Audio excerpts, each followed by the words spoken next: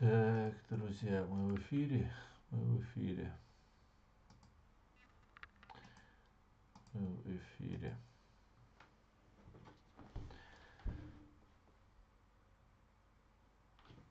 Ассаламу алейкум, приветствую всех. Сегодня 3 апреля 2022 года. С вами снова я, Уарти Аслан.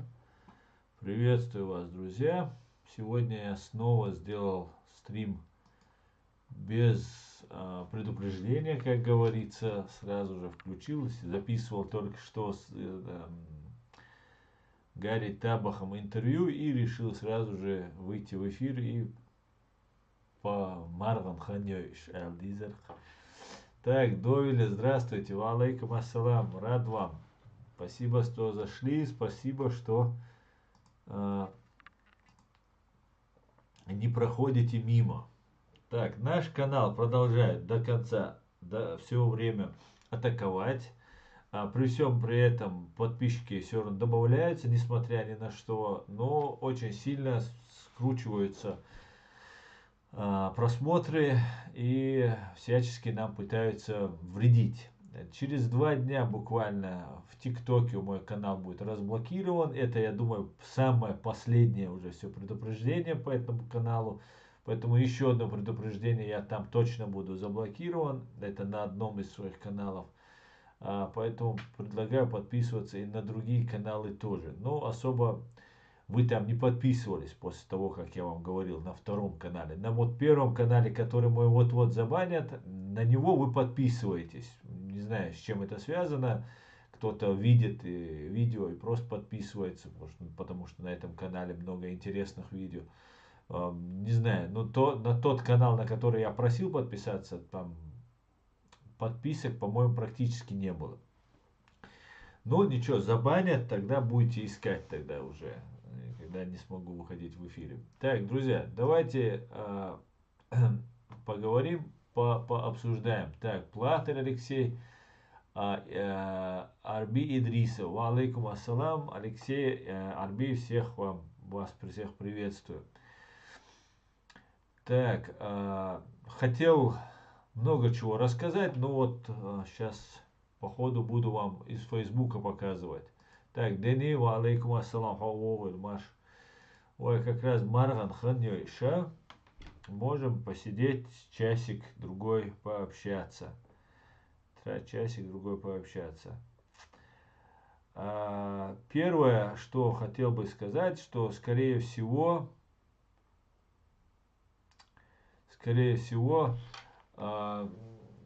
русские будут сейчас отползать, занимать позиции, войска нагоняются против Украины, войска не останавливаются, набор вот этих головорезов у них продолжается, отступать русские не собираются, если бы там под Киевом дали им по шее Черниговым, и они вынуждены были отползти под Корягу, это не значит, что они отказались от своих планов на совсем полностью. Нет. Это не так. Наоборот, есть большая вероятность, что после того, как дали в морду, наконец-то с окончания Первой и Второй русско-чеченской войны в первый раз русским фашистам дали в нос. И это оказалось, сделали украинцы.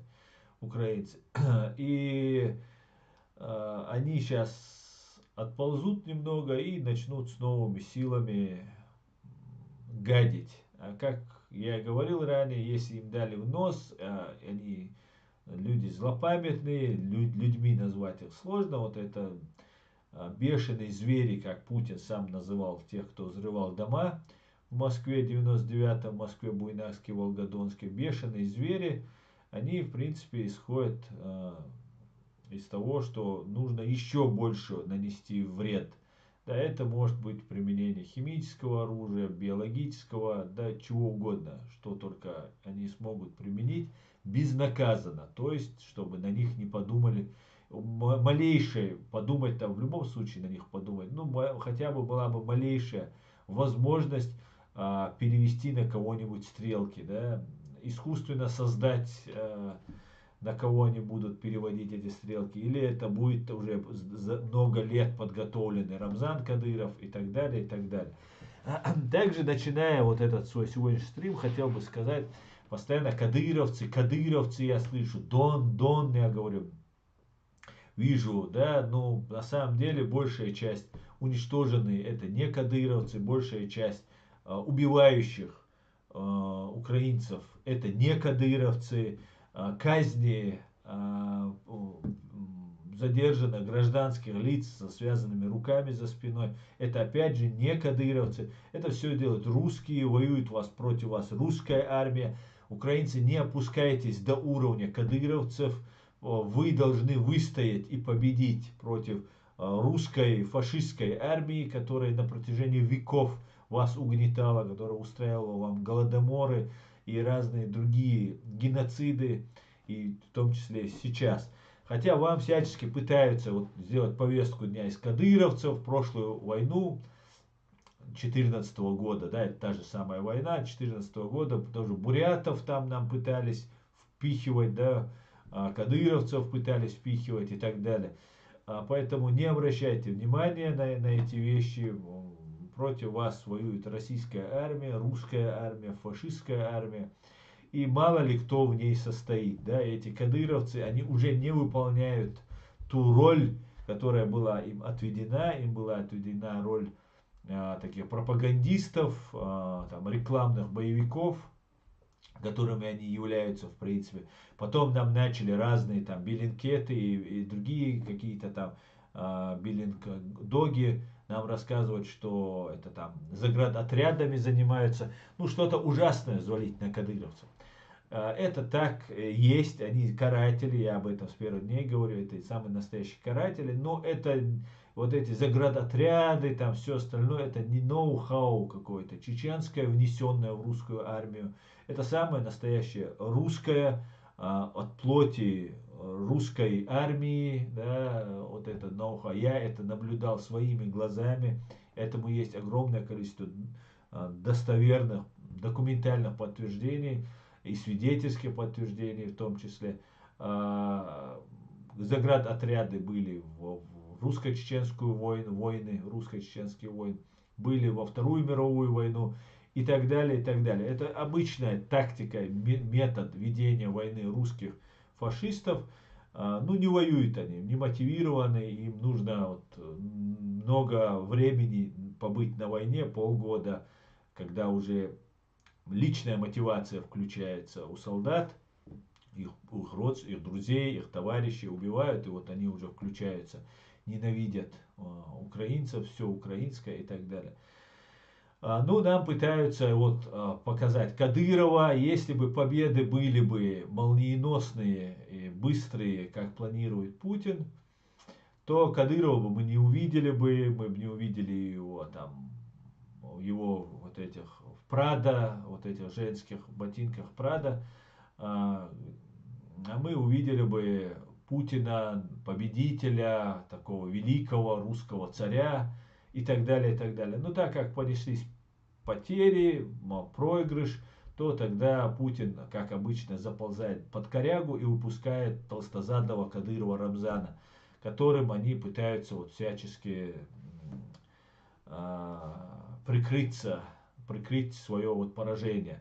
Русские воины, русские имперцы до того ничтожны, что они вынуждены за необразованным Рамзаном Кадыром прятаться. Бедолаги, бедолаги. Вот это вся цена русской армии, русскому воинству, русскому неодворянству, КГБшному, ФСБшному, которые они пытаются вот всячески народ в мире, людей оболванить, что говоря о каком-то своем величии, там, о каком-то своем там суперспособности. Ничего, обычные ворюги, хапуги используют чисто русские методы заградотрядов, жестоких пыток, удары по роддомам, удары по больницам, расстрелы, связанные в затылок гражданского населения, стирание с лица земли городов, квартал за кварталом, дома и так далее. Ничего нового в этом нет, и ничего чеченского в этой войне тоже нет. Это чисто русская война, русские методы ведения войны. Поэтому об этом давайте будем не забывать, не опускать великую русскую, великую славянскую, украинскую армию до уровня каких-то предателей народа, да, до уровня лугандонцев. Да. Мы знаем, что Зеленский не сел за стол переговоров с Денисом Пушилиным, то есть лугандонцем, то нету нам всем смысла доводить до уровня Рамзана Кадырова, опускать Владимира Зеленского, да, что если не опустился до уровня Дениса Пушилина. И тот предатель своего народа, и этот предатель своего народа. И тот служит русским оккупантам, и этот служит русским оккупантам. Поэтому, чтобы была ясность, четкое понимание происходящего. Была небольшая ремарка по этому поводу. Так, друзья, вы, я смотрю, активно включаетесь. Давайте пишите комментарии, распространяйте наш стрим в социальных сетях, распространяйте. Давайте как можно больше людей привлечем к той проблеме, которая касается русско-украинской войны. Это страшная война, и как нам сообщает Джо Байден, это война надолго. Об этом говорит Евгений Федоров, это доверенный человек Путина, что они сейчас отползут, займут позицию и будут, как разные Хизбалла там, или там другие террористы, обстреливать Израиль. Точно так же будут обстреливать Киев, не давая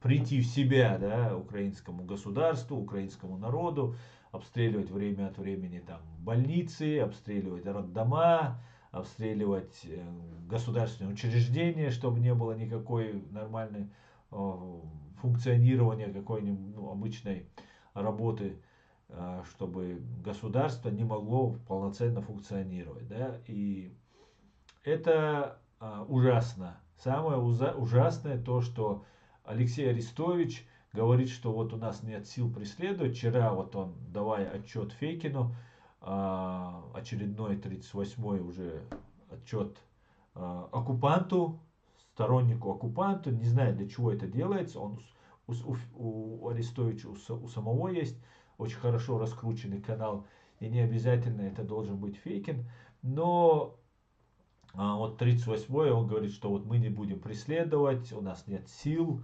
преследовать там российскую армию и так далее, и так далее. Ну, это печально.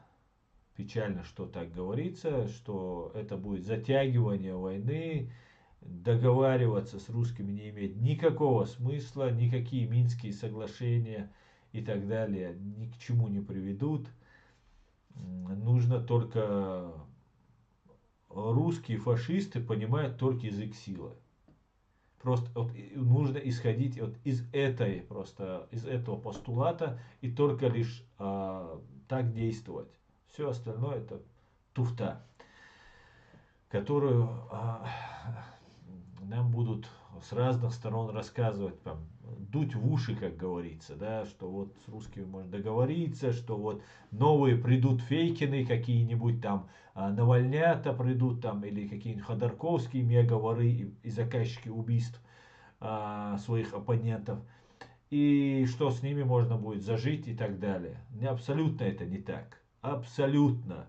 И настоящие украинцы, которые сейчас борются, гибнут за свою страну, они должны понимать, что вот это все опять идет на растягивание, размазывание сил, да, ослабление сил. Сейчас украинцы мобилизовались, мир поддержал, и это очень круто. Но на этом нужно продолжать успех, нужно развивать успех. Нужно развивать успех. Так, друзья, давайте почитаю ваши комментарии. Маршоэль, леди Маршоэль, Шульдамаг, ва алейкум ассалам. Так, друзья, я вас всех приветствую. Так.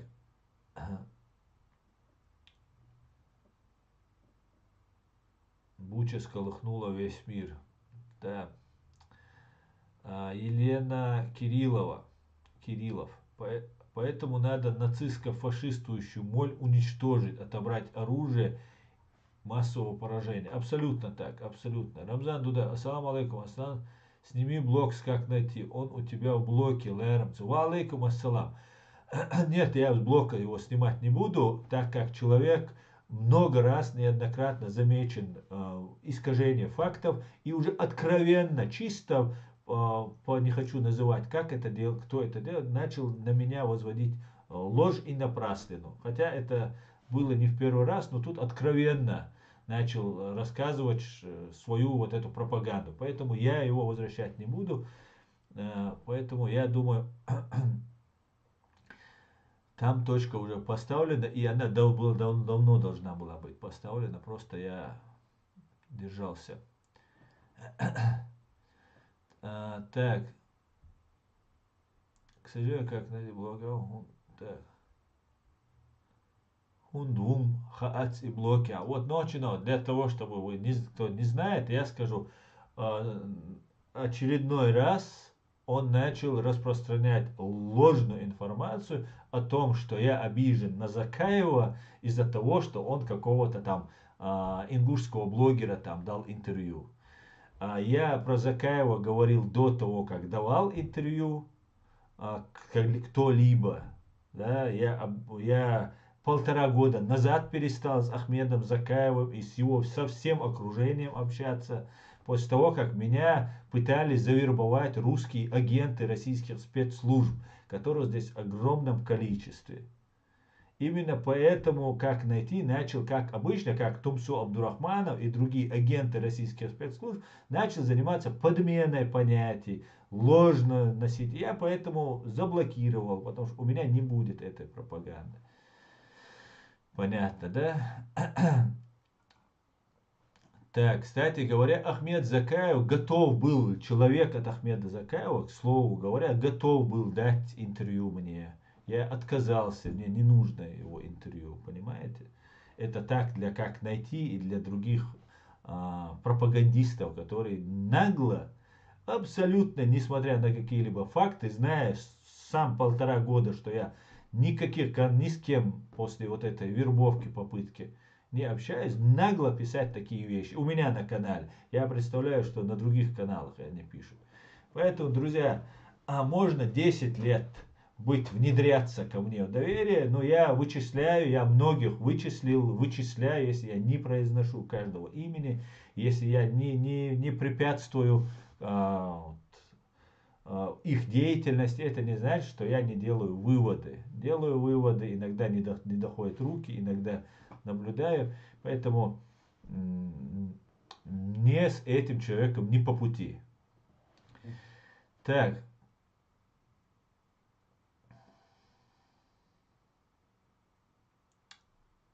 Давайте я перемотаю еще. Саша Сотник призывал Арестовича не связываться с Фейкиным, хотя наш Закаев частенько Фейкина бывает. Да. Салам, Аслан, рад тебе, Юра Бригадиренко. Салам, Юра, приветствую. Так. Вот, надо идти ночью, но и блоки хунду. Блоки хунду, надо идти.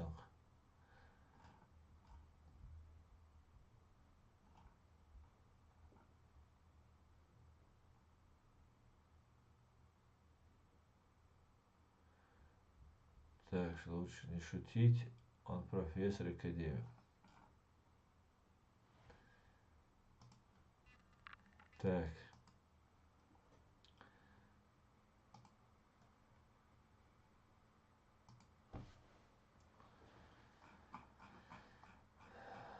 Давайте посмотрим.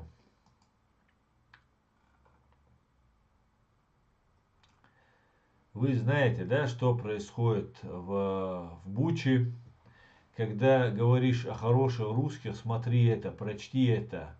Софья Федония пишет, да. Поймите, что там добрые убийцы сделали, московские палачи, насильники, подонки.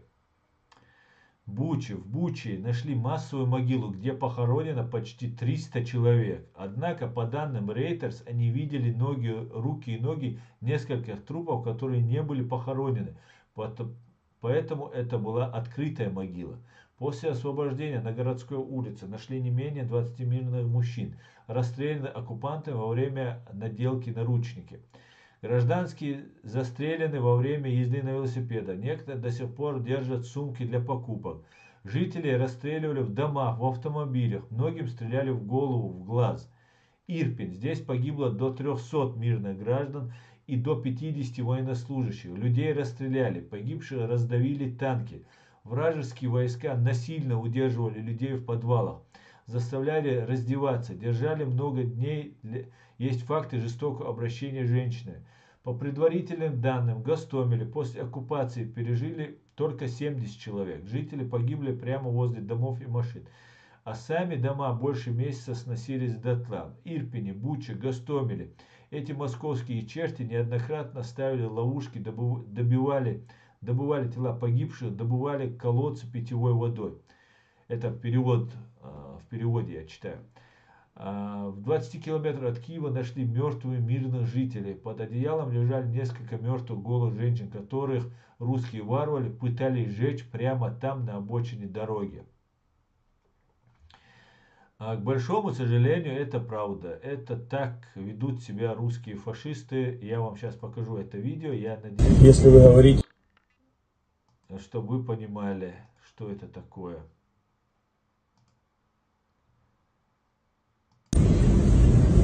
Вот прямо по улице. если вы говорите, что русские солдаты это люди. Вот прямо по улицам людей расстреливали.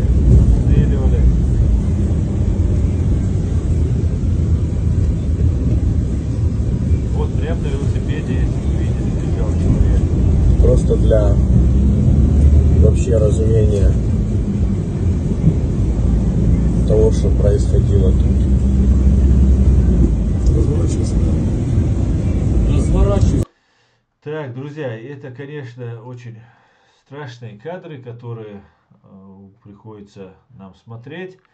Но я хочу напомнить для тех, кто не до конца понимает, что происходит, это методы ведения войны русскими террористами. Именно так они вели войну и у нас. Это не случайность, это не ошибка. Если вы помните, обстрел роддома и убийство роженец и маленьких детей в Мариуполе,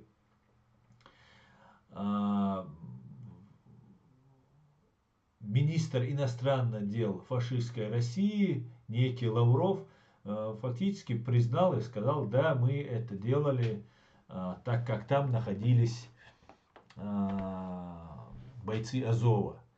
Он мог сказать, что там это была ошибка, что не они это стреляли, могли сказать, что стреляли они, но ошиблись. Но нет, нужно было показать, что они стреляли и именно по роддому.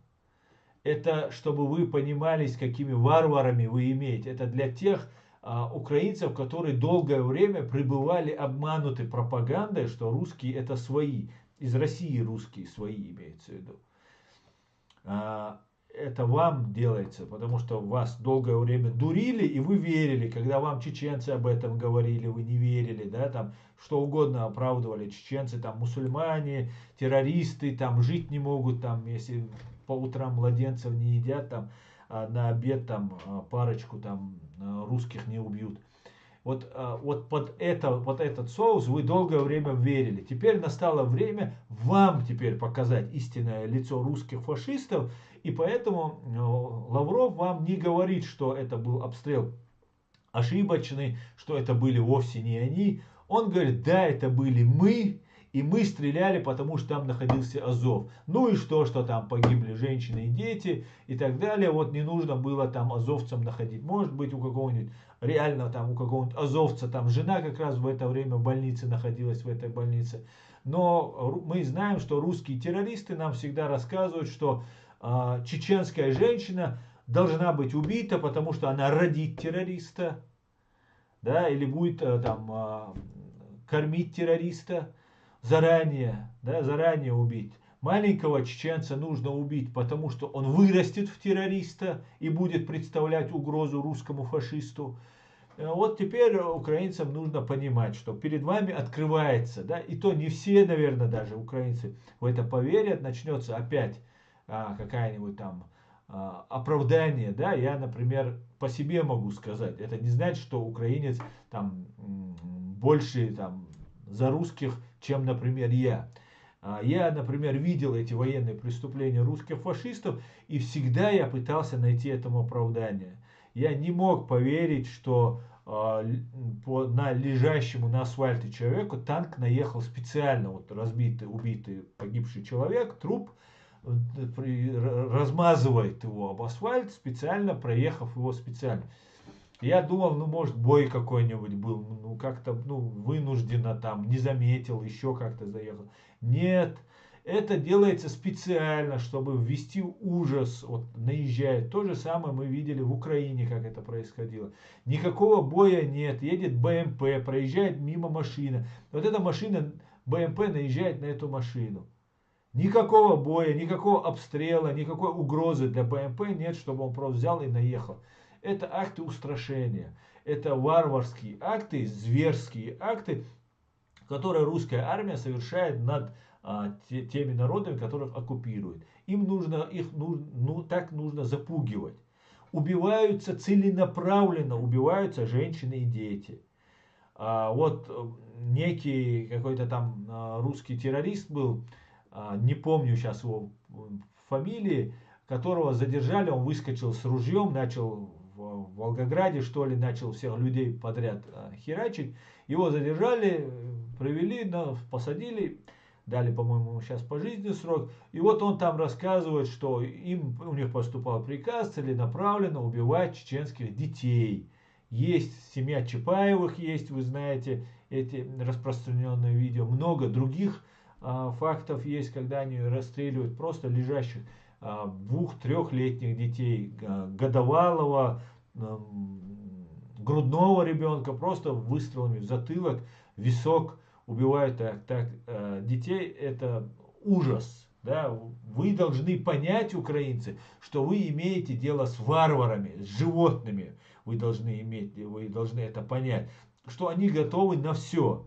Вот сейчас настало время раскрыть вам истинное лицо. Оно вот так, они вот маску эту снимут, потом опять закроют и скажут, мы русские, мы там славяне, мы там братья там и так далее, и так далее. Просто сейчас вот кто особо такой непонятливый, для того русское лицо вот раскроется, вы ужас вот этого лица, вы фашистского лица увидите, потом опять его будет закрываться. Ну, если не поймете. Если поймете, будет еще вам это лицо показывать. Убивать украинских детей, женщин, игрушки, засовывать бомбы, взрывать, убивать. Мы все это, чеченцы на себе пережили, все это видели. И вдвойне непонятно тем кадыровцам, которые туда едут воевать, понимая, что вот этот ужас, да, вот это зла, абсолютного зла, да, русского абсолютного зла, которое пришло на нашу чеченскую землю, теперь в его составе ехать воевать, ну это просто, надо быть самым последним человеком на этой земле, ну или полностью обдолбанным человеком, который не соображает, где он, что он там во времени и в пространстве, потерянный человек должен быть. Ну вот такие вот ужасные вещи приносит русский мир, фашисты, террористы, большому сожалению, которые нам рассказывают, что это будет затягиваться. Я, конечно, в корне с этим не согласен. Я также не согласен, что это война только лишь путинская война, как нам об этом говорит. И точка, говорит Джо Байден. Я не считаю, если это путинская война, то это путинская война русского народа. Потому что воюет русский народ, не Путин сам воюет. Наоборот, некоторые русские больше Путина рвутся просто участвовать в этой войне. Ненавидят украинцев, все украинское, так как они реально представляют угрозу для этих русских, которые не помнящие ни родства, ни Ивана не помнящие родства, в отличие от украинцев, которые имеют свои корни, славные традиции, славную историю и так далее. Ну вот такие вот вещи, ребят. Это нужно обсуждать, к этому нужно с пониманием подходить к этому вопросу, в конце концов, чтобы знали, с кем мы имеем дело. До конца, 100% знали, с кем мы имеем дело. Так.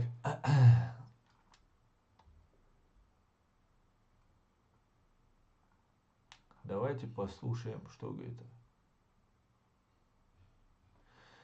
Да что поделать, если сегодня даже родственники жертв чеченских буч готовы служить своим убийцам, да. А сам можешь сделать видео на тему раздора, который сеяла Россия перед Второй русско-чеченской войной? Да, могу.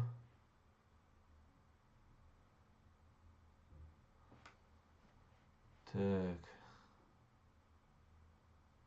Да, нужно это все, но это нужно, наверное, тому, кто участвует. Я в этом во всем не участвовал. Я на самом деле вот не видел всего своими глазами, скажем. Так.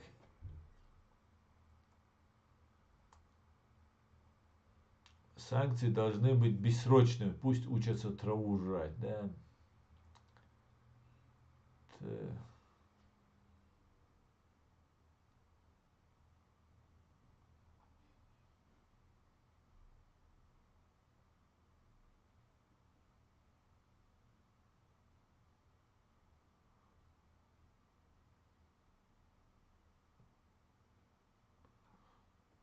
Так, даже.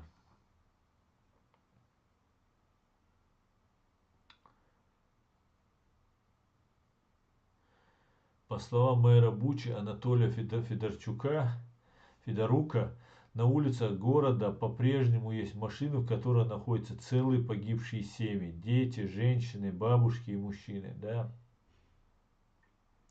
Это ужасно, что они творят. И хотя бы это все будет засвидетельствовано. Кстати говоря, в нашей русско-чеченской войне мы тоже все это фиксировали. У нас присутствовал Associated Press, у нас присутствовали наши чеченские журналисты, операторы, которые это все снимали. Не знаю, куда делись эти записи все. Я узнаю, что они есть, эти записи, они сохранены. Но вот, видимо, для того, чтобы до лучших времен, как говорится, эти записи почему-то не все появляются в сети, не все они есть. Ну, посмотрим. Сейчас, я думаю, в Украине все это будет документироваться и так далее.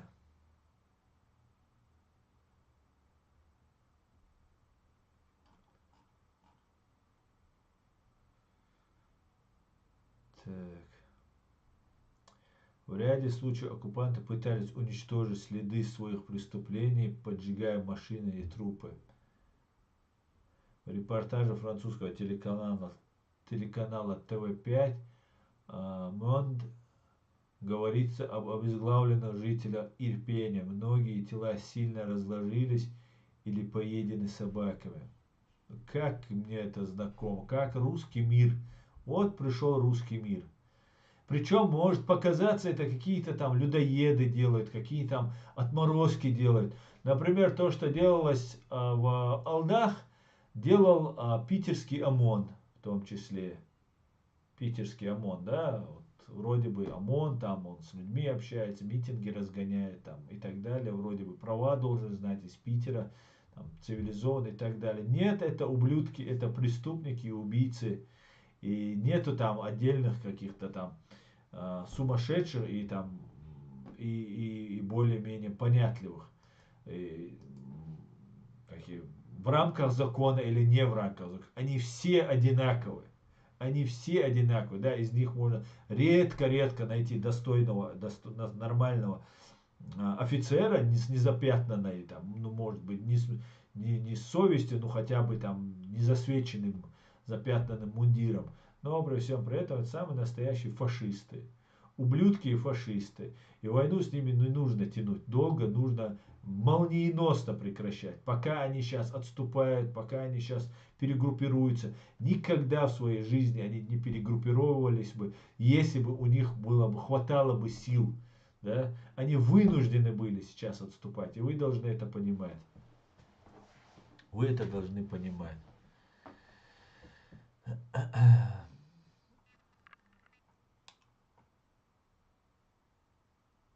Проект Рашка нужно обнулить. Давно пора.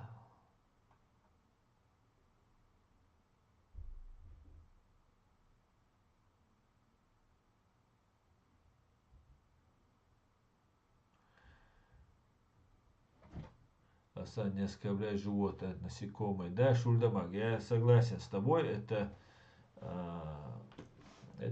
да. По словам мэра Буча, это так, погибшие. Так. В освобожденных городах, поселках тела мирных жителей находят в канавах, во дворах, сожженных автомобилях. В репортаже. В ряде случаев оккупанты пытались уничтожить следы своих преступлений, поджигая машины и трупы. В селе Матыжине Бучанского района обнаружена братская могила с 6 телами. Среди убитых староста Матыжина Ольга Сухарь, ее муж и сын. Оккупанты похитили семью 23 марта. Весь ФБ забит картинками, которые призывают и настаивают на том, что войны не было бы, если бы все говорили по-украински. Это не так. Россия напала, потому что Украина была ослаблена под-русски. Абсолютно так. Вы можете говорить на украинском, на английском, на каком угодно. Россия на вас нападет. Вам просто достаточно быть слабым для этого. Не нужно ничего просто. Просто в достаточной степени будьте слабы перед ним, перед Россией, и все, она на вас нападет. Все. Дайте ей возможность, малейший намек, что она победит, она на вас нападет. И это ни язык, ни ваша религия, ни ваша культура, ничего не имеет значения. Просто будьте слабыми, будьте Литва, Латвия, Эстония, окажитесь вне блока НАТО или дайте НАТО там гарантии, что НАТО не заступится до вас, что вот русские фашисты в это поверят. Все, она на вас нападет. Это зверье, это бешеные звери, бешеные насекомые, которых нужно уничтожать.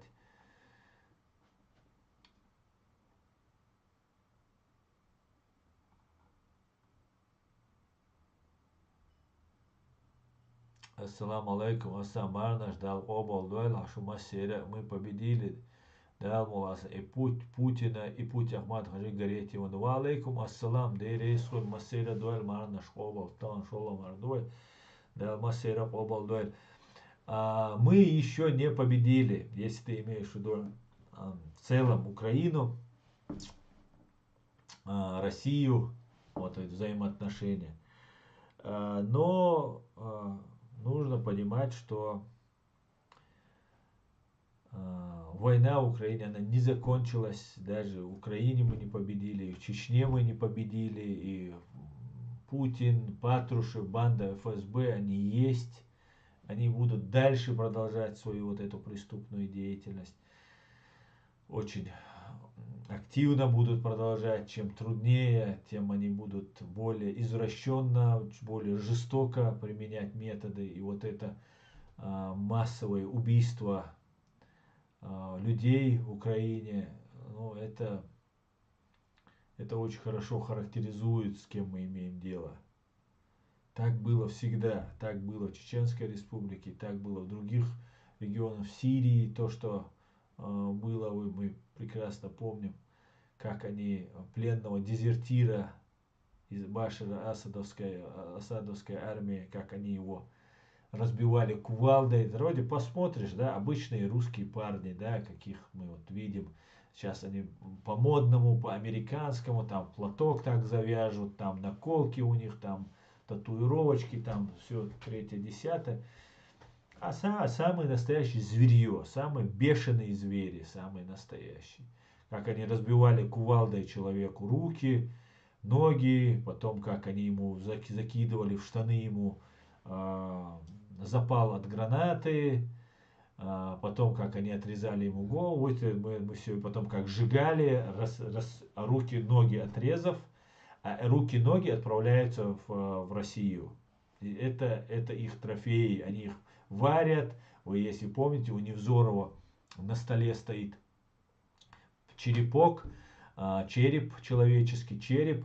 Вот этот череп Невзоров и вот другие ублюдки чеченские головы отвозили, продавали за $5000, доставляли их в Москву, там их варили, в Питер, варили их, и уже чисто, когда кость остается, вот череп, они их использовали. Я не сомневаюсь, я более чем уверен, о каком-то человеке, хотя он сам говорит, что он ублюдок конченый, что без рода, без племени, просто ублюдок, без нравственно-моральных каких-то принципов, что это абсолютная правда. Единственное, с чем можно согласиться, что вот этот ублюдок, он признается, что он ублюдок без моральных, нравственных норм. Хотя он, конечно, для украинского слуха, для неподготовленного украинского слуха очень приятные вещи говорит, как он плохо отзывается о Путине, там, о армии и так далее. Но это плоть от плоти, внук КГБшника, плоть от плоти этой бесовщины, этого дьявольщины. И у него, я не сомневаюсь, на столе стоит череп чеченца, который они вывозили, который они там отрезали голову и так далее, и так далее. То же самое вот они делали в Сирии, кисти рук они отрезают и голову. Потом, как бы это потом можно использовать у себя там в своих каких-то там, ну, рассказывать, что ты привез, вот я голову чеченца привез или голову сирийца, сейчас будут возить голову украинцев и так далее. Это русский мир, это русский фашизм, о котором мы много лет твердим, мы рассказываем. И опять же показательно, как Лавров признал, что они обстреляли этот роддом, хотя он мог бы, как положено русскому министру, соврать, сказать, что министру иностранных дел, соврать, сказать, нет, это не мы, или там мы ошиблись. Нет, мы целенаправленно бомбим женщин, детей и стариков. Мы целенаправленно бомбим роддома. Так было в Чеченской республике, так было в Сирии, так было везде, куда приходят русские фашисты. Это нужно понимать. Понимать. Другого выбора, кроме как осознать, с кем имеем дело, что вот какой-то человечность, какие-то нормальные люди. Нет, это не так. Это не так. Хотелось бы, конечно, чтобы это было так, но если бы мы имели с человечными людьми дело, то не доходило бы до такого ужасного конца, это не доходило бы. Не было бы убито 300 тысяч чеченцев, граждан Чеченской республики Ичкерия, 42 тысячи детей не было бы убито. Сейчас бы не было бы тех кадыровцев. Да, я вообще не понимаю этих кадыровцев. Вы вообще, что вы такое из себя представляете? Вы вообще вы от мужчины и женщины вообще произошли. Вы от человека вообще произошли. Да, понятно, это от сатаны. Русские фашисты, это бесовщина, дьявольщина. Вы, чеченцы, так называемые чеченцы, которые едут сейчас в составе вот этой русской освободительно-оккупационной фашистской армии, едете там, со знаками Z, освобождать там, спасать народ Лугандонии. Вы вообще от мужчины и женщины произошли, не от собаки, не от летучей мыши вы произошли, от свиньи произошли, от чего вы произошли? Понятно, вы видели, чеченцы, все, что над вами творила вот эта армия. Так что вот такие вот дела, друзья. Давайте дальше посмотрим. Я еще немножко посижу с вами, и потом мне нужно будет заняться своими делами. Так.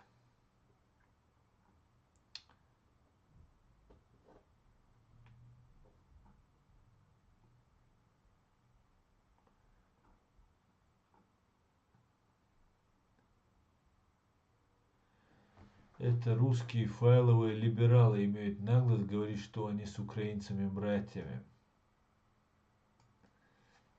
Да, самое интересное, что украинцы в это верят до сих пор. Но уже пора бы перестать в это верить.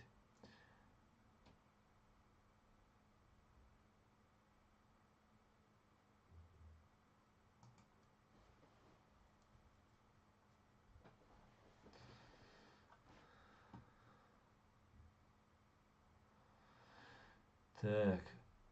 Слава Україні! Вітання усім людям доброї волі з окупованого Мінську. З окупованого Мінську.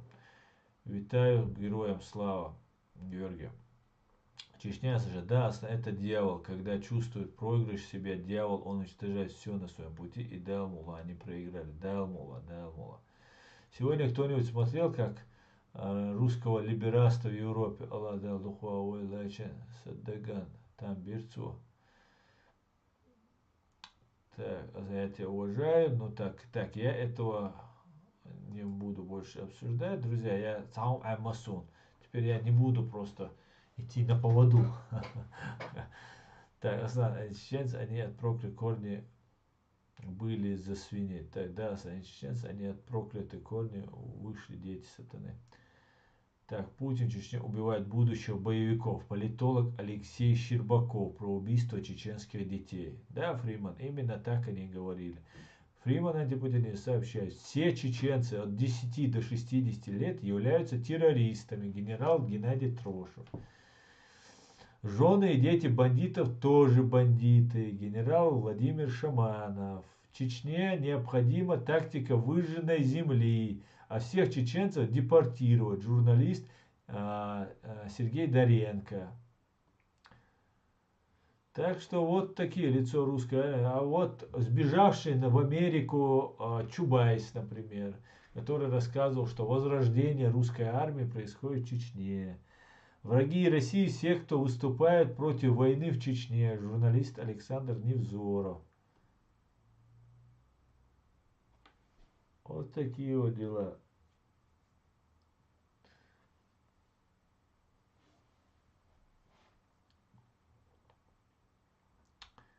Вот такие вот дела, друзья.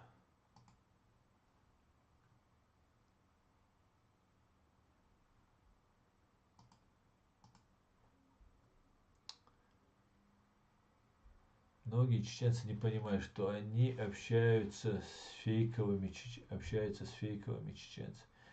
Многие чеченцы не понимают, что они общаются с фейковыми чеченцами. Так.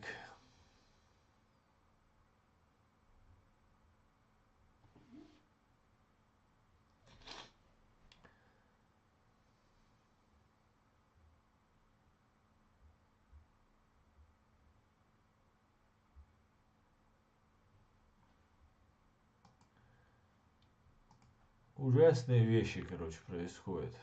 Ужасные вещи происходят.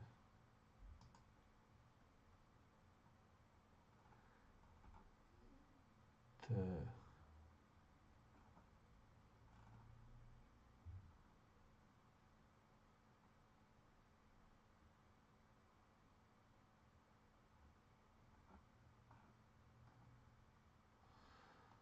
И Духаз. Да, я понимаю, что они правительство лучше, чем бывший президент Додон.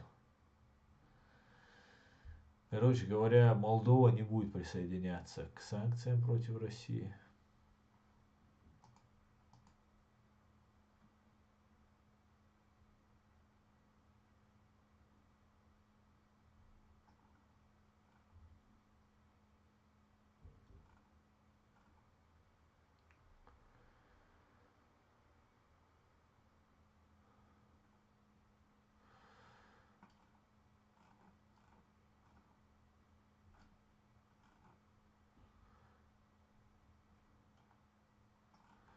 Самое интересное, то, что вот я замечаю, да, как они сводят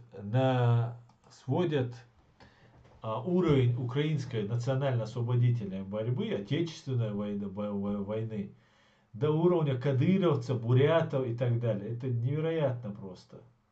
И все то же самое происходило у нас. Вот что самое интересное. появились разные блоги. Вообще, знаете, какая ситуация здесь появилась? Мне вот Алексей мне задавал вопрос, расскажи, как против вас там все это готовилось и так далее. Алексей, до того, как я влез вот вообще вот в эту всю кухню, я тебе скажу, что я многого чего вообще даже не понимал. Фактически чеченское само сопротивление, оно полностью перешло под контроль российских спецслужб. Оппозиционеры, противники оккупации, они все теперь симулякры. Ну, не все, большая часть симулякры. Нам тоже представляют, что вот есть недовольный Кадырова и появляется агент, засылаются там блогеры-агенты. Также с ними одновременно появляются полезные идиоты и задействованные ими люди. Есть конкретные недовольные, они все служат России, и никто не преследует интересы чеченского народа. Вот как все это поворачивается. И когда ты начинаешь в этом во всем разбираться, ты понимаешь, что вокруг ичкерийцев, вокруг ваххабистов, вокруг там остальных, везде находятся люди, которые связаны с российскими спецслужбами, с Россией. И свободных чеченцев фактически не остается. Например, есть там Кутаев такой есть, да, у нас там присылается. Его поддерживают здесь люди, которые, ну, стоят на страже ичкерийцев. Есть, например, человек, который был конституционным судьей Чеченской Республики, потом русским князем там, или графом, там, кто он там у них был, вот он там был, и потом он становится у нас там возглавляет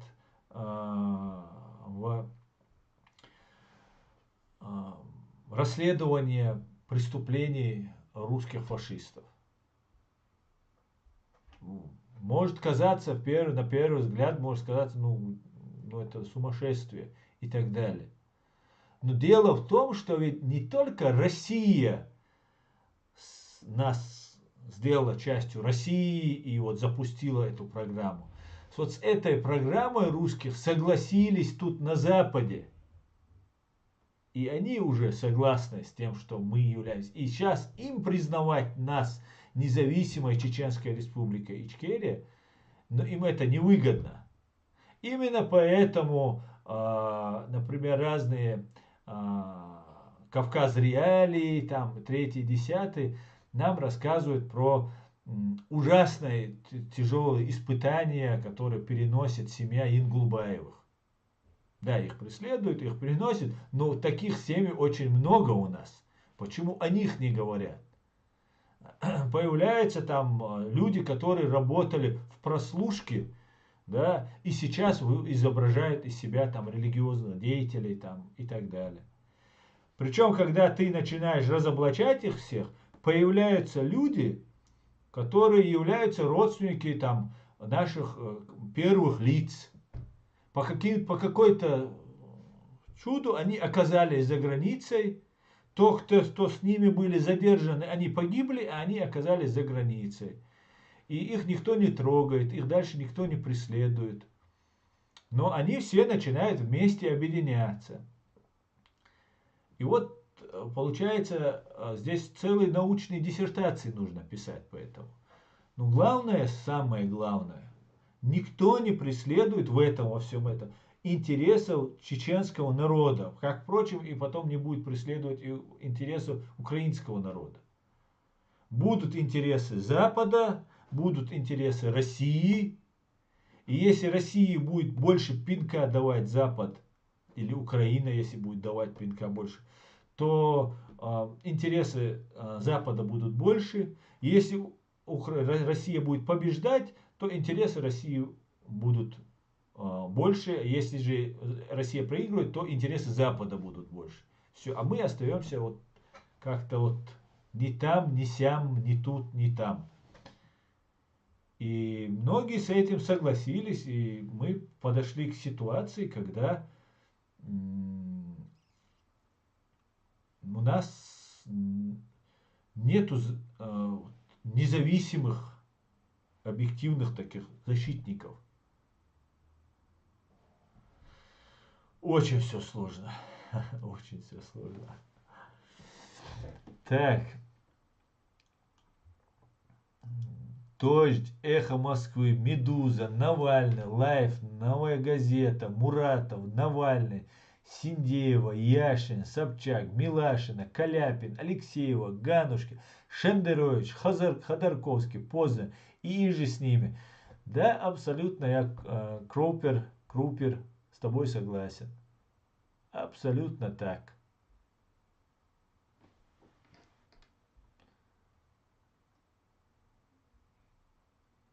Абсолютно. Закаев пошел по пути Ендерби. Так, целую второй. Из аду второй. Навеки вечное затмение второй. Так.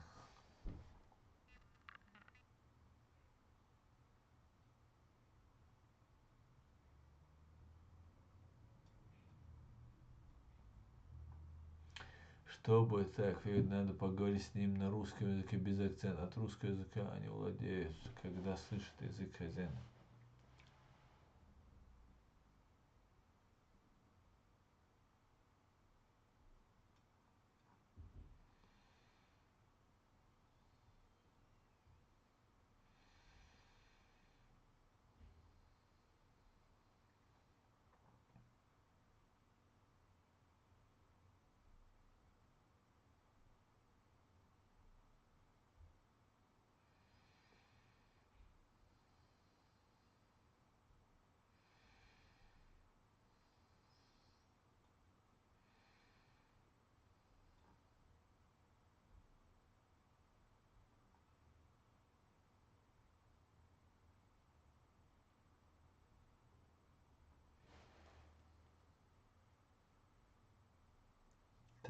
Так, друзья. Я тут зачитался, смотрю.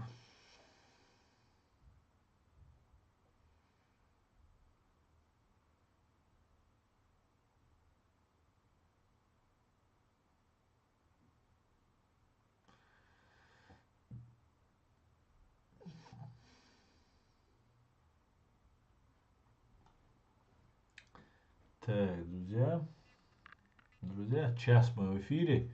Я думаю, можно заканчивать наш стрим. Я сейчас выложу, как раз выкладываю видео с Дэвидом Гарри Табахом. Друзья, сейчас я посмотрю, загрузилась она, идет обработка как раз. Почему-то очень долго она идет, эта обработка. Я очень надеюсь. Ну все тогда, это видео готово. С Гарри Табахом. Путинская война русского народа, я назвал этот наше интервью. Гарри Табаха я должен буду почаще проводить, но не получается, если честно. В силу разных обстоятельств не получается проводить. Все я делаю сам, у меня нету, никто мне пишет сценарий, кто мне пишет вопросы. И плюс еще нужно очень много все самому посмотреть, прочитать, подготовиться. Единственные два человека из русских, которым я доверяю, это вот аналитику, которого я 100% просто одобряю, доверяю, это Борис Тамахин и Александр Сотник. Борис Тамахин, он радикальный в своих взглядах, в некоторых вещах, выражениях, хотя Александр Сотник тоже очень радикальный, но более взвешенная у него позиция. Поэтому больше я на самом деле вот как таковых аналитиков, людей, которые могут реально оценить ситуацию, не знаю.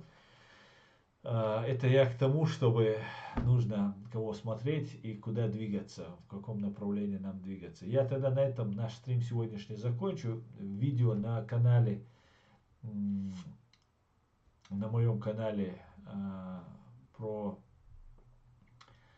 интервью с Гарри Табахом вы можете посмотреть прямо сейчас. Всего самого хорошего, друзья. Спасибо, что смотрите, спасибо, что поддерживаете. Все будет Ичкерия. Ассаламу алейкум, маш ойл.